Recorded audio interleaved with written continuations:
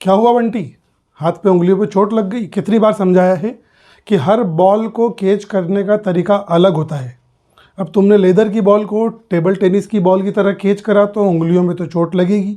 इसी तरह से इनपुट डेटा को मेमोरी में स्टोर करने के लिए, हर तरह के डेटा को मेमोरी में स्टोर करने के लिए सबके अलग अलग तरीके होते हैं। और इसी चीज़ को समझने के लिए हम आज की इस वीडियो में सी लैंग्वेज के बेसिक्स ऑफ सी लैंग्वेज के पार्ट 2 में डेटा टाइप्स को हम समझेंगे। इसके पहले हमने पिछले वीडियो में बेसिक्स ऑफ सी लैंग्वेज के पार्ट 1 में हमने टोकन्स की बात करी। अगर आप लोगों ने वो वीडियो नहीं देखी है तो ऊपर आई बटन पर आप टच करके उस वीडियो को देख कर आएँ। तो आज की हम इस वीडियो में बेसिक्स ऑफ सी लैंग्वेज के पार्ट 2 की हम बात करेंगे, जिसमें बात होगी डेटा टाइप्स की। हेडिंग डालेंगे अपन data types. Data types, data types का सिंपल सा मीनिंग होता है nature of data is known as data type. पहले लेक्चर में हमने पढ़ा था कंप्यूटर का काम होता है नंबर 1 इनपुट लेना, अगला प्रोसेस करना और प्रोसेस करने के बाद आउटपुट देना। इनपुट दिया, प्रोसेस करा और आउटपुट दिया, तो ये इनपुट मेमोरी में कहीं ना कहीं पर जाकर स्टोर होगा रैंडम एक्सेस मेमोरी में। अब ये रैंडम एक्सेस मेमोरी में जिस जगह पर जाकर स्टोर होगा उस जगह को हम बोलेंगे वेरिएबल, क्योंकि वेरिएबल एक लॉजिकल लोकेशन होती है मेन मेमोरी में। तो इनपुट में क्या दूंगा उसके मुताबिक मेमोरी में जगह कैसे बनेगी, वो सारा चीज कौन डिस्क्राइब करता है? Data types. तो जैसा इनपुट होगा वैसी मेमोरी लोकेशन होगा, वैसा मेमोरी का साइज होगा। तो सारा मेमोरी का साइज डिपेंड करता है कि आप किस प्रकार का डेटा एज ए इनपुट दे रहे हो। तो उसको डिफाइन करने के लिए हमको पढ़ना पड़ेगा डेटा टाइप्स। सी लैंग्वेज में अगर हम बात करें तो सी लैंग्वेज में हमको 5 अलग अलग तरह के बेसिक डेटा टाइप मिलते हैं। ऐसे तो डेटा टाइप बहुत सारे होते हैं, लेकिन बेसिक डेटा टाइप जो होंगे वो होगा नंबर 1 पहला इंटीजर होगा। नंबर 2 पर बात करेंगे अपन कैरेक्टर की। नंबर 3 पर होगा फ्लोट। नंबर 4 पर डबल। नंबर 5 पर वॉइड। तो सी लैंग्वेज में बेसिकली हम 5 तरह का इनपुट डिफाइन कर सकते हैं। एक कहा जाएगा इंटीजर, एक को कहा जाएगा कैरेक्टर, अगला होगा फ्लोट, अगला होगा डबल, आखिरी होगा वॉइड। वॉइड की कहानी बड़ी गजब की है। तो अगर मैं ऐसी वैल्यू देना चाह रहा हूं जिसमें कोई भी डेसिमल पार्ट नहीं है, केवल इंटीजर पार्ट है, होल नंबर है, तब उस टाइप के डेटा को हम किस कैटेगरी में रखेंगे? इंटीजर कैटेगरी में रखेंगे। अगर मैं इनपुट देते वक्त सिर्फ कैरेक्टर दे रहा हूं, अब वो कैरेक्टर सिंगल भी हो सकता है और मल्टीपल भी हो सकता है, तो अगर मैं इनपुट के वक्त डेटा जो दे रहा हूं वो कैरेक्टर दे रहा हूं, तब उसको मैं कौन से डेटा टाइप में रखूंगा? कैरेक्टर डेटा टाइप में। अब यहां पर 2 अलग चीज आती है, फ्लोटिंग पॉइंट। इन दोनों को मिलाकर बोला जाता है फ्लोटिंग पॉइंट। तो फ्लोटिंग पॉइंट का मतलब होता है कि ऐसी वैल्यू जो कि फ्रैक्शनल को रिप्रेजेंट करती है, डेसिमल को रिप्रेजेंट करती है, इस तरह का अगर मैं इनपुट दूंगा तो वो इनपुट या तो फ्लोट होगा या वो इनपुट डबल होगा। और अगर मैं किसी भी वैल्यू की बात नहीं करता हूं, नथिंग, कुछ भी नहीं, तब उस केस में जो मेरा डेटा टाइप होगा वो क्या होगा? वॉइड होगा। इसकी कहानी भी अपन आगे समझेंगे। तो इस पूरी चीज को समझने के लिए यहां पर अपन एक सिंपल सी टेबल तैयार करते हैं और एक एक पॉइंट को अपन बिल्कुल अच्छे से समझेंगे। तो सबसे पहले मैंने यहां पर लिखा डेटा टाइप। डेटा टाइप के बाद अगला मैं कॉलम बनाऊंगा जिसमें बात करेंगे हम कीवर्ड की। कीवर्ड के बाद एक कॉलम आएगा साइज आएगा। साइज के बाद अगला कॉलम एक बनेगा फॉर्मेट का बनेगा। फॉर्मेट के बाद एक कॉलम बनेगा रेंज का। इसको अपन पूरा अच्छे से समझेंगे, रेंज। तो नंबर 1 जो मेरा पहला डेटा टाइप है वो कौन है? इंटीजर। क्या लिखा मैंने यहां पर? इंटीजर। अगर मैं इंटीजर वैल्यूज पर काम करूंगा तो उसके लिए मुझे कीवर्ड इस्तेमाल करना पड़ेगा इंट, जो कि तुमने कभी भी आप लोगों ने कई जगह पर देखा होगा, प्रोग्राम बनाया होगा, तो अपन इंट लिखते, इंट ए, इंट बी। इसका मतलब होगा कि मैं कंपाइलर को बता रहा हूं कि मेमोरी में किस साइज का मेमोरी ब्लॉक बनेगा और उस मेमोरी ब्लॉक में कितने तरह की वैल्यू स्टोर होगी। अगर मैं यहाँ पर इंटीजर टाइप का डेटा टाइप डिफाइन करता हूँ तो मेमोरी में साइज या तो 2 बाइट का बनेगा या 4 बाइट का बनेगा। अगर मैं टर्बो सी कंपाइलर इस्तेमाल करूंगा तो वहाँ पर 2 बाइट का साइज बनेगा, 2 बाइट। और अगर मैं आज का मॉडर्न कंपाइलर जो कि जीसीसी कंपाइलर होता है उसको अगर हम इस्तेमाल करेंगे तो मेमोरी में 4 बाइट कवर करेगा कौन, इंटीजर टाइप का डेटा जो मैं इनपुट के वक्त दूंगा। अगर मैं इंटीजर टाइप के डेटा की बात करूंगा तो उसके लिए मैं फॉर्मेट का इस्तेमाल करूंगा परसेंटाइल आई, या मैं बात करूंगा परसेंटाइल डी की। आई मतलब इंटीजर को रिप्रेजेंट करेगा और डी मतलब डेसिमल नंबर सिस्टम को रिप्रेजेंट करेगा। अगर मैं बात करूं कि रेंज क्या होगी तो इसकी रेंज होगी -21, 47, 48, 36, 48 से लेकर, ठीक है ना, 21, 47, 48, 36, 47 तक की रेंज होगी। सर इसका क्या मतलब? अब अगर मैं बोलता हूं कि सपोज मैंने कोई वेरिएबल डिफाइन करा ए नाम का। अब ये वेरिएबल मैं कैसे डिफाइन कर रहा हूं, ये अपन वेरिएबल के बारे में आगे बात करेंगे, अभी थर्ड पार्ट में आएगा। यहाँ पर जब स्ट्रक्चर पढ़ेंगे अपन वेरिएबल का तब उस केस में आएगा। तो यहाँ पर मेमोरी में एक ब्लॉक बना, समझ में आई बात अपन को। तो डेटा टाइप क्या बता रहा है हमको? डेटा टाइप हमको बता रहा है कि एक वेरिएबल बनाना है, वो ए नाम का होगा, तो ए नाम का वेरिएबल बना। मेमोरी कितनी कवर करेगा? ये 4 बाइट कवर करेगा। मैं मॉडर्न कंपाइलर की बात कर रहा हूँ, जीसीसी के बेस पर मैं बात कर रहा हूँ। अगर मैं बात करूँगा टर्बो सी के बेस पर तो मेमोरी का साइज रहेगा 2 बाइट, लेकिन अभी हम जीसीसी कंपाइलर की बात कर रहे हैं तो 4 बाइट का होगा। इस पूरे मेमोरी ब्लॉक को हम हमारे प्रोग्राम में किस नाम से पहचानेंगे? ए के नाम से पहचानेंगे। अब ये जो मेमोरी ब्लॉक है ये इस रेंज की वैल्यू को स्टोर करेगा। मैंने बोला कि 40,000, तो 40,000 यहाँ से यहाँ तक के बीच में आ रहा है। इसका मतलब जो 40,000 नाम की जो वैल्यू है, 40,000 जो वैल्यू है वो किस टाइप की वैल्यू हुई? वो एक इंटीजर टाइप की वैल्यू हुई। समझ में आई बात? इतनी क्लियर एकदम। अगर ये कोई वैल्यू अगर इस रेंज से बाहर चले जाएगी तब वो वैल्यू इंटीजर टाइप की ना होते हुए एक अगला डेटा टाइप होगा, एक अलग तरह का डेटा टाइप होगा जिसको लॉन्ग बोलते हैं। तो वो लॉन्ग डेटा टाइप की कैटेगरी में आएगा। तो फिलहाल अभी अपन को लॉन्ग डेटा टाइप की कैटेगरी में जाने की जरूरत नहीं है, क्योंकि अभी हम केवल 5 बेसिक डेटा टाइप की यहाँ पर बात कर रहे हैं। ज़्यादा अगर डीप में जाएंगे तो बड़ी दिक्कत आएगी। सर अभी तक आपने कोई प्रोग्राम तो बनाया ही नहीं। तो प्रोग्राम अभी नहीं बनेगा, हम पहले प्रोग्राम के आने की पूरी तैयारी कर रहे हैं। अगला जो वीडियो होगा उसमें स्ट्रक्चर ऑफ सी प्रोग्राम होगा और वहां से फिर प्रोग्रामिंग अपनी चालू होगी, जिसमें आपको मैं प्रोग्राम को लाइव रन करके भी बताऊंगा मशीन पर। चलिए अपन आगे बढ़ते हैं। तो इंटीजर हमको समझ में आ गया कि ऐसा नंबर जिसमें कोई भी फ्रैक्शनल पार्ट नहीं होगा और इस रेंज से इस रेंज के बीच में होगा, तब उस तरह के डेटा को हम कौन सी कैटेगरी में रखेंगे? इंटीजर में रखेंगे। चलिए नंबर टू पर जो दूसरा डेटा टाइप आता है वो आता है कैरेक्टर डेटा टाइप।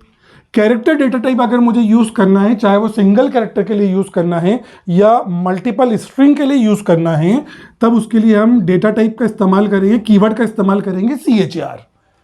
इसके लिए साइज क्या होगा? यहां पर बाइट लिखेंगे अपन। इसका साइज होगा 1 बाइट पर कैरेक्टर। मतलब अगर सिंगल कैरेक्टर होगा तो 1 बाइट लेगा, और अगर मल्टीपल कैरेक्टर होंगे, 4 कैरेक्टर अगर, तो 4 बाइट कवर करेगा। इसके लिए हम फॉर्मेट इस्तेमाल करेंगे परसेंटाइल C और परसेंटाइल S। C का मतलब यहां पर क्या होगा? कैरेक्टर होगा, और S का मतलब यहां पर क्या होगा? स्ट्रिंग होगा। इसकी जो रेंज होगी वो होगी -128 से +127 तक इसकी रेंज होगी। सर ये तो कैरेक्टर है, तो कैरेक्टर की रेंज क्या? तो मेरी बात सुनो, पिछले वीडियो में जब हमने कैरेक्टर कांस्टेंट की बात करी तो C लैंग्वेज में बहुत ही पावरफुल टॉपिक होता है हमारा कैरेक्टर, जिसमें हम पढ़ते हैं स्ट्रिंग। तो ये स्ट्रिंग बहुत ज़्यादा पावरफुल होता है, जिसको डेटा स्ट्रक्चर में भी इस्तेमाल किया जाता है और कई सारे इंटरव्यू क्वेश्चंस भी इस पर बनते हैं। तो ये हमारे अपने आप में एक ही कंप्लीट चैप्टर है। तो उसको समझते वक्त जब हम इस चैप्टर पर आएंगे तब हमको बेसिकली ये कैरेक्टर की रेंज समझ में आएगी। और सिंपल तौर पर अगर मैं कहूँ तो ये जो कैरेक्टर जो भी होगा, यहाँ पर जो मैंने रेंज लिखी है ये ASCII कोड है, American standard code for information interchange. तो हर कैरेक्टर के अगेंस्ट में एक इंटीजर वैल्यू होगी और वो इंटीजर वैल्यू उस कैरेक्टर की ASCII वैल्यू कहलाएगी। तो अगर मैं कोई कैरेक्टर देता हूँ तो उसकी जो वैल्यू होगी बाय डिफॉल्ट वो -128 से लेकर 127 तक होगी। तो दूसरा डेटा टाइप मुझे समझ में आया। तीसरा डेटा टाइप कौन होगा? यहाँ पर फ्लोट होगा। फ्लोट जो होगा वो एक फ्लोटिंग पॉइंट नंबर होता है, ऐसा नंबर जिसमें फ्रैक्शनल पार्ट होता है। इसके लिए हम कीवर्ड इस्तेमाल करेंगे फ्लोट। तो फ्लोट के लिए कीवर्ड भी क्या होगा, फ्लोट होगा। अगर मैं इसके साइज की बात करूं तो ये मेमोरी में 4 बाइट को कवर करेगा। अगर मैं बात करूं इसके फॉर्मेट की तो ये इसका फॉर्मेट जो होगा परसेंटाइल एफ होगा। सर आपने फॉर्मेट के बारे में तो कुछ बताया ही नहीं। ये जब हम प्रिंटएफ और स्कैनएफ पर, जब हम एक्चुअल में इनपुट और आउटपुट पर काम करेंगे प्रोग्राम में, तब हम वहां पर फॉर्मेट को डिटेल में समझेंगे। फॉर्मेट क्या बताता है, फॉर्मेट कंपाइलर को ये बताता है कि मुझे किस तरह की वैल्यू लेना है और किस तरह की वैल्यू को डिस्प्ले करना है। अगर मैं बात करूं यहां पर रेंज की, तो फ्लोट की जो रेंज होती है वो होती है -1.2 इंटू 10 टू द पावर -38 से लेकर इसकी रेंज होती है -3.4 इंटू 10 टू द पावर 38 तक की रेंज होती है। तो इस रेंज की वैल्यूज को अगर मैं बात करूं तो इस तरह की वैल्यू कौन सी कैटेगरी में आती है, फ्लोट कैटेगरी में आती है। मेमोरी में कितनी बाइट कवर करेगा, 4 बाइट कवर करेगा। डेसिमल वैल्यू होगी तो डेसिमल वैल्यू को रिप्रेजेंट करने के लिए हमारे पास फॉर्मेट स्पेसिफायर परसेंटाइल एफ होगा। अगर कोई होल नंबर होगा तो कैटेगरी इंटीजर होगी। तो अगर मैं फ्लोट की बात करूं तो फ्लोट का जो रेंज होता है वो होता है 1.2 into 10 to the power -38 to 3.4 into 10 to the power 38 तक की रेंज की जो वैल्यू होती है वो फ्लोट वैल्यू कहलाती है। अभी मैं आगे बात करता हूं। पहले ये फोर्थ, क्योंकि इसको और हम डबल को दोनों को एक साथ समझेंगे। अगला मैंने लिखा डबल। डबल के लिए हम इस्तेमाल करेंगे क्या चीज, डबल जो मेमोरी कवर करेगा, मेमोरी में वो कवर करेगा 8 बाइट की। इसका जो फॉर्मेट होगा वो परसेंटाइल एलएफ होगा। तो यहाँ पर जो फॉर्मेट हुआ वो परसेंटाइल एलएफ हुआ। और यहाँ पर अगर मैं रेंज की बात करूं तो 2.2 इंटू 10 टू द पावर 308 से लेकर रेंज होगी इसकी 1.8 to the 10 to the power +308 तक की। क्लियर एकदम। अब इसको अपन समझते हैं। तो यहां पर इसको समझने के लिए मुझे 2-3 चीज समझना पड़ेगी। चलिए, तो फ्लोट और डबल को जो कैटेगरी बनाई गई है वो कैटेगरी है फ्लोटिंग पॉइंट। इन दोनों को कहा जाता है फ्लोटिंग पॉइंट। ऐसी वैल्यू जिसमें फ्रैक्शनल पार्ट होता है वह कहलाती है float value, floating point value. Sir इसके लिए 2 डेटा टाइप क्यों दिए, क्योंकि यहाँ पर कंप्यूटर साइंस में जो सारा काम होता है वो उसमें इंजीनियरिंग का सारा वर्क होता है।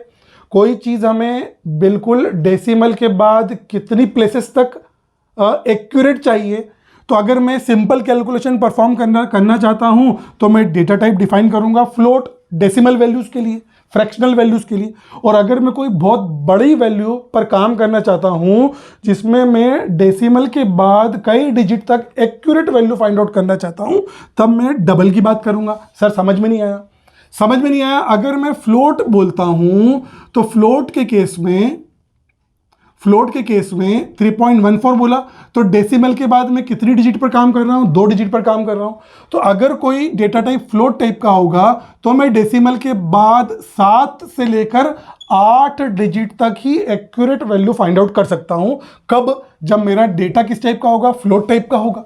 और अगर मेरा यही डेटा डबल टाइप का होगा तो मैंने अगर 3.14 लिखा, इसका मतलब मैं डेसिमल के बाद अभी कितनी डिजिट पर काम कर रहा हूं, 2 डिजिट पर काम कर रहा हूं। अगर मेरा डेटा टाइप कौन होगा, डबल होगा, तो हम डेसिमल के बाद 17 से लेकर 18 प्लेसेस तक हम एक्यूरेट वैल्यू फाइंड आउट कर सकते हैं। अब यहां पर एक बड़ी मजेदार चीज है, समझना इसको। फ्लोट के लिए तो कितना डेसिमल के बाद हम एक्यूरेट कितना निकाल सकते हैं, 7 से लेकर 8 डिजिट तक डेसिमल के बाद निकाल सकते हैं। लेकिन डबल के लिए हम कितनी निकाल सकते हैं, 17 से लेकर 18 प्लेस तक हम डबल की प्रिसीजन वैल्यू तक हम एक्यूरेट वैल्यू फाइंड आउट कर सकते हैं। अब होता क्या है कि जब हम वेरिएबल डिक्लेयर करते हैं, फ्लोट मानते हैं अपन फ्लोट, और फ्लोट कोई वेरिएबल है, कोई भी वेरिएबल ले लेते हैं अपन, सपोज पाई ले लेते हैं अपन। पाई लिया अपन ने और यहां पर क्या लिखा, मान लो 3.14 लिखा मैंने। तो अगर मैंने यहां पर फ्लोट नाम का वेरिएबल पाई लिया और उसकी वैल्यू 3.14 ली, तो बाय डिफॉल्ट एक्चुअल में सी लैंग्वेज में जो 3.14 लिखते हैं हम, एक्चुअल में बाय डिफॉल्ट ये डबल टाइप की वैल्यू होती है।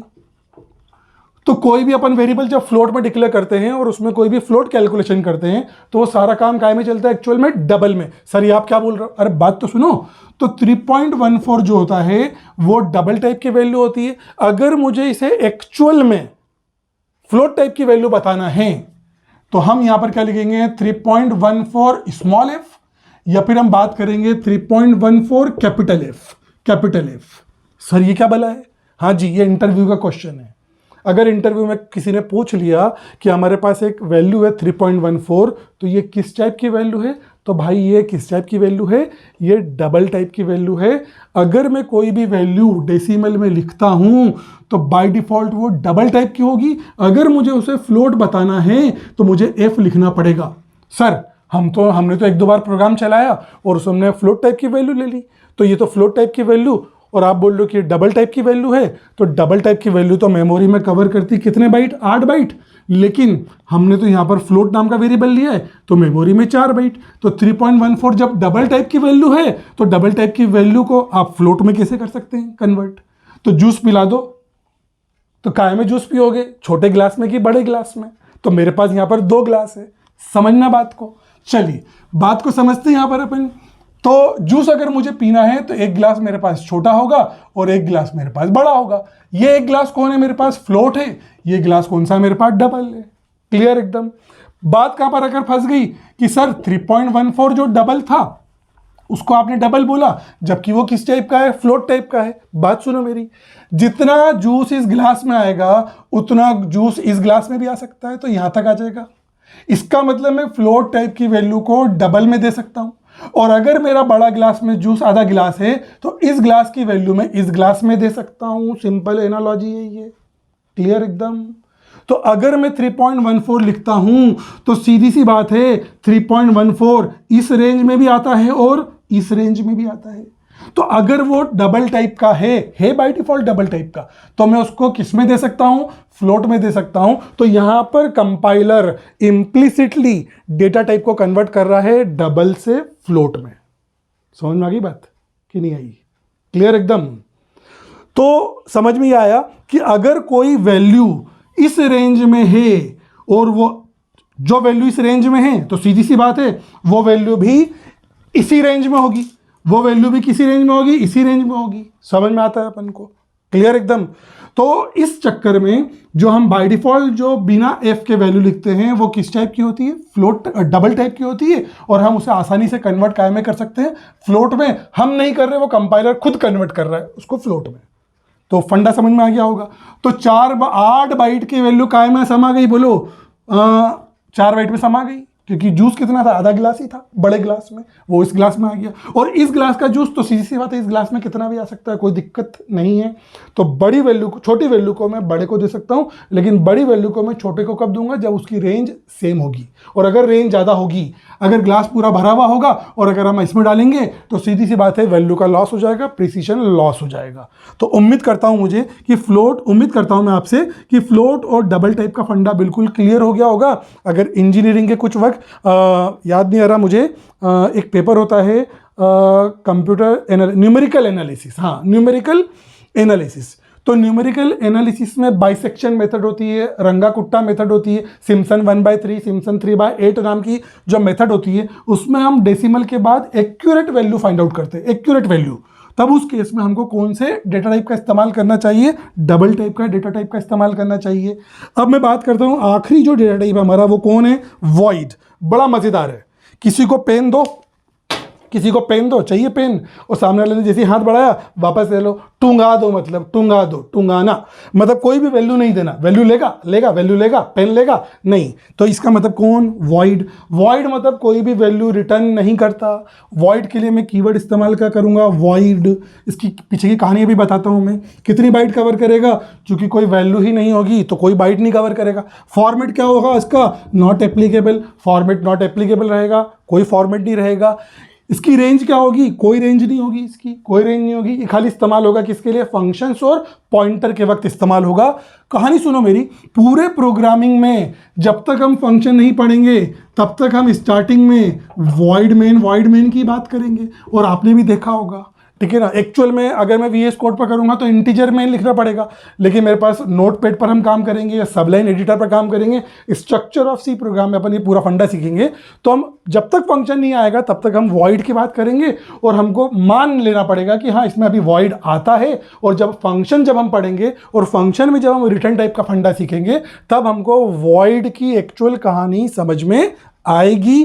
तो हमको ये बात समझ में आती है कि अगर होल नंबर होगा तो इंटीजर पर काम होगा, सिंगल कैरेक्टर या मल्टीपल कैरेक्टर होगा तो कैरेक्टर पर काम होगा, अगर फ्लोटिंग पॉइंट वैल्यू होगी तो छोटी वैल्यू और बड़ी वैल्यू जूस पिला दो वाला काम होगा। आधा गिलास का जूस पीना है कि एक गिलास जूस पीना है तो डिपेंड करेगा कि वो वैल्यू किस टाइप की होगी।